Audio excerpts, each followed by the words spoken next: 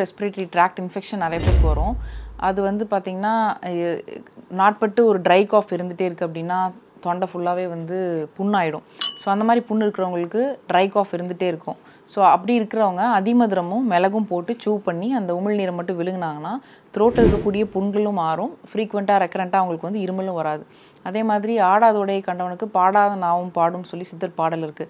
So ஆடாதோடை அப்படிங்கிற அந்த இலை வந்து நிறைய கிராமப்புறங்களில் கிடைக்கும்.